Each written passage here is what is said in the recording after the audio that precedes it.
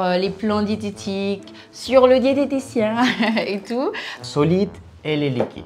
Je pense qu'on va aussi suivre cette règle, déjà. Les vitamines, les minéraux pour ne pas avoir des autres problèmes de santé. Comme j'avais expliqué dans la vidéo, oui. Super. Si, Pizza, et du sport. Mais en gros, le foufou, yes. Bonjour tout le monde. Et ouais, aujourd'hui on a quoi? On a encore une autre session de All About Healed Health du coup, et on va parler de votre alimentation. Et pour ce faire, on a Christophe. Yeah. Christophe est un de nos diététiciens à la clinique Dr Ashley. Et moi, je suis tout simplement Lily, que vous connaissez déjà, représentant des patients internationaux à la clinique. Et oui, et donc du coup, on va avoir plein de surprises, beaucoup de discussions, notamment sur l'alimentation, sur le régime, sur les plans diététiques, sur le diététicien et tout. Donc voilà, venez, approchez. Ok, super, maintenant que j'ai votre attention, on va commencer à la première question. Alors Christophe, du coup, on aimerait d'abord savoir à quel moment exactement tu rencontres le patient pour débuter son traitement, enfin son plan diététique, autant pour moi, son régime, etc. À quel moment tu rencontres le patient pour en discuter concrètement? on va être toujours à côté des patients durant le process parce que quand ils ont besoin d'aide, quand ils ont des questions, nous, on est toujours là-bas pour aider. Mais dans le sujet de l'alimentation, on va commencer le jour de l'opération. Le jour de l'opération, les patients ils vont consommer seulement de l'eau. Et le jour d'après l'opération, on va commencer avec des jus de fruits pour l'énergie et du thé de fenouil. Le thé de fenouil, c'est important pour les gaz parce qu'après les opérations, les patients ils peuvent avoir des douleurs à cause de gaz. C'est pour ça qu'un de notre objectifs, c'est jeter le gaz le plus rapide possible. Et 2 jours d'après l'opération, on commence avec le régime liquide. Le régime liquide va durer 15 jours et après le régime liquide, le régime purée, 15 jours et le régime solide. On va expliquer tout avec les détails et les patients ils vont avoir les papiers en français. D'accord, bah super, c'est magnifique. Donc du coup, 2 jours après l'intervention, les patients te rencontrent et là, vous commencez le processus par rapport au régime. Avec le régime liquide. Super. Donc il s'agit d'une règle assez importante pour l'équipe diététique déjà. Donc il s'agit de la règle de séparation entre les liquides et les solides. Oui. Alors, ma première question par rapport à ça, c'est qu'est-ce que c'est déjà? Et aussi, à quel moment les patients commencent cette séparation-là? Et aussi, jusqu'à quand est-ce que ça perdure? Ok. Qu'est-ce que c'est la règle de séparation? La règle de séparation, c'est séparer les solides et les liquides avec 30 minutes. Parce que quand on mange et on boit en même temps, l'estomac, ça commence à grandir. Et si l'estomac s'agrandit, on va commencer à manger plus en plus et on va reprendre tous les poids qu'on a perdus. Et on va faire l'opération pour rien. C'est pour ça que c'est très important pour notre patient. Et en même temps, pour nous aussi. Parce que ce n'est pas bien pour la santé de manger et de boire en même temps. Parce que quand on mange et on boit en même temps, la digestion, c'est plus difficile à faire. Ce n'est pas bien pour le corps. C'est pour ça que c'est une des habitudes qu'il faut qu'on change. J'ai toujours dit à mes patients, l'opération, c'est une opportunité pour changer les mauvaises habitudes. Et c'est une des habitudes qu'il faut qu'on change. Bah merci. Je pense qu'on va aussi suivre cette règle déjà. Alors, Christophe, du coup, par rapport donc au plan liquide déjà, les patients prennent donc des shakers et aussi il y a une suite de médications à prendre bien évidemment. Donc la troisième question est de savoir est-ce que ces shakers-là et aussi ces minéraux et les vitamines sont obligatoires à vie pour les patients? Les suppléments qu'on va utiliser, ce n'est pas obligatoire pour toute la vie, mais c'est très important d'utiliser après les opérations parce que c'est très important d'avoir les protéines suffisamment, les vitamines, les minéraux pour ne pas avoir des autres problèmes de santé. C'est pour ça qu'on utilise les poudres de protéines seulement durant le régime liquide. 2 jours après de l'opération, on commence avec le régime liquide, comme j'avais expliqué dans la vidéo, que j'ai expliqué tous les régimes. Durant le régime liquide, on continue avec le supplément de protéines. Mais après, quand on va commencer avec le régime purée, c'est pas nécessaire. On peut utiliser seulement pour des collations. Et les autres suppléments, comme des vitamines, des minéraux, on va les utiliser pendant les premiers 2 mois, mais après, vous allez faire des tests sanguins. Tous les 3 mois, les patients des opérations de bariatrie, ils devraient faire des tests sanguins pour les contrôles.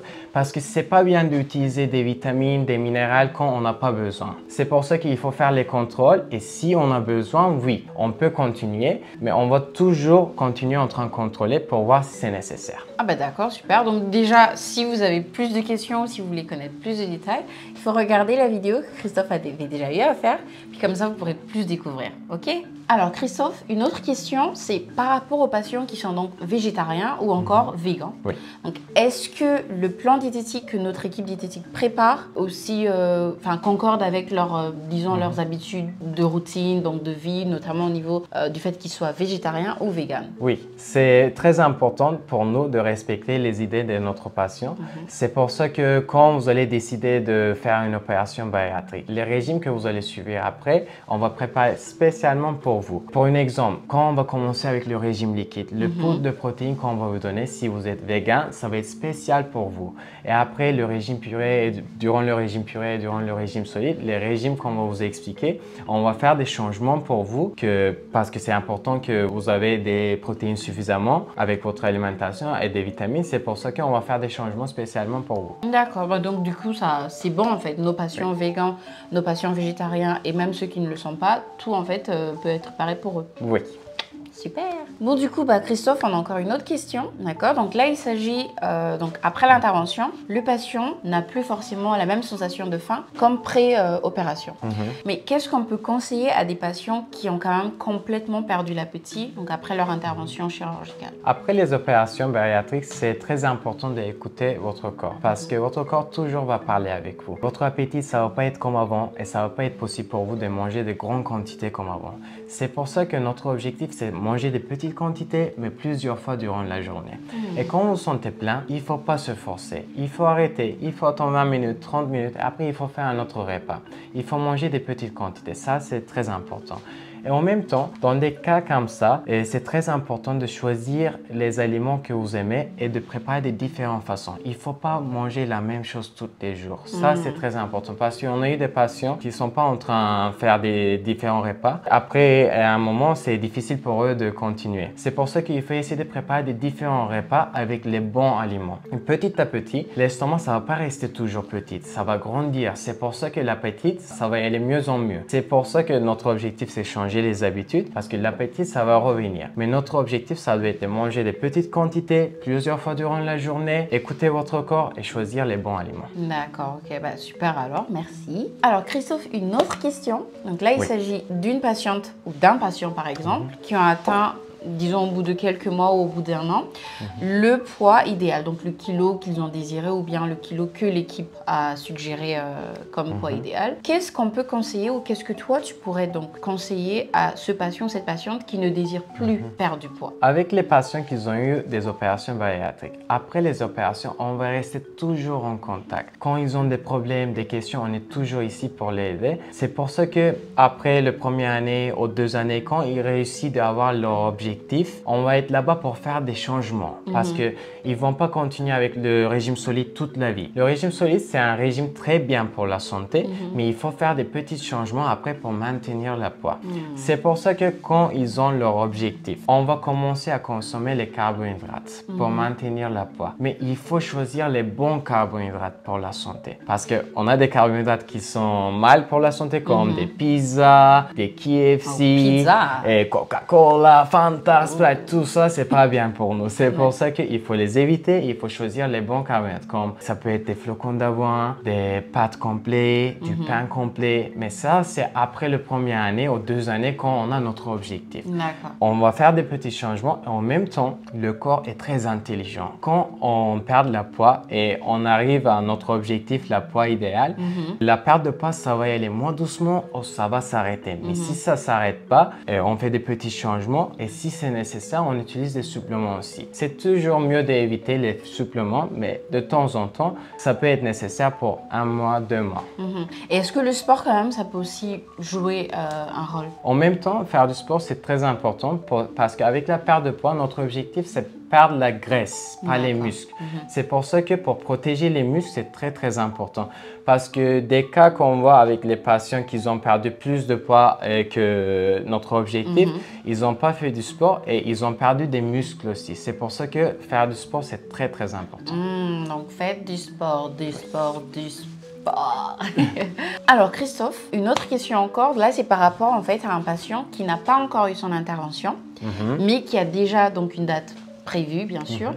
Alors qu'est-ce que ce patient doit suivre comme plan diététique avant d'arriver? Ou est-ce qu'il y a déjà un plan diététique, un programme de régime alimentaire pré-opératoire? Pour les patients qui veulent venir, on n'a pas un régime spécial avant de l'opération pour suivre, mais seulement un jour avant de l'opération, il faut suivre un régime parce que le jour de l'opération, il faut être à jeun. C'est pour ça que le jour d'avant d'opération, il faut arrêter de consommer des solides après 18 heures et jusqu'à minuit, vous pouvez continuer avec des liquides, mais après minuit, il faut arrêter de consommer complètement. C'est pour ça que le jour d'avant l'opération, je peux vous recommander de manger des choses pas gras et qu'on peut digérer facilement. Et comme je viens de dire, il faut être à jeun après. C'est pour ça que après 18 heures, il faut arrêter de manger et après minuit, il faut arrêter de boire aussi, il faut arrêter de consommer complètement. D'accord. Bah, du coup, donc faire un mois ou bien 2 semaines de régime avant une intervention, c'est pas en fait forcément nécessaire. C'est pas une obligation. D'accord, ok. Ok, bah du coup, une autre question encore, bien sûr. Là, il s'agit en fait, donc dans le plan de régime, là, il s'agit un peu de, comme on a des patients, comme tu le sais,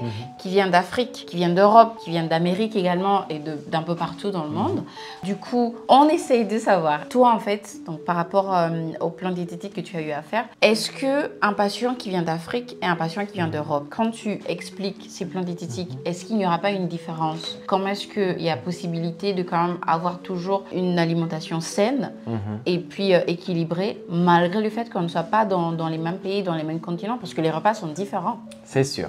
C'est pour ça qu'après les opérations, on a 3 régimes différents. Le régime liquide, le régime purée et le régime solide. Le régime liquide et le régime purée, c'est des régimes pour l'adaptation. Et le régime solide qu'on explique, c'est un régime très bien pour la santé et tout le monde peut le faire. C'est pour ça que nous, quand on explique le régime solide, c'est pas un régime que vous allez avoir beaucoup de limitations. On ne va pas vous dire de manger 3 cuillères de ça, 5 cuillères de ça, c'est obligé de manger ça. Ça, c'est pas possible. C'est pour ça que quand on explique le régime solide, il faut penser, on a les bons aliments pour notre santé et on a les aliments qu'il faut éviter. On ne va pas vous donner seulement un choix. Vous allez avoir plusieurs options, plusieurs choix. C'est pour ça que vous pouvez trouver, il va y avoir des options que vous pouvez trouver facilement dans votre pays et il va y avoir des options que c'est pas possible pour vous.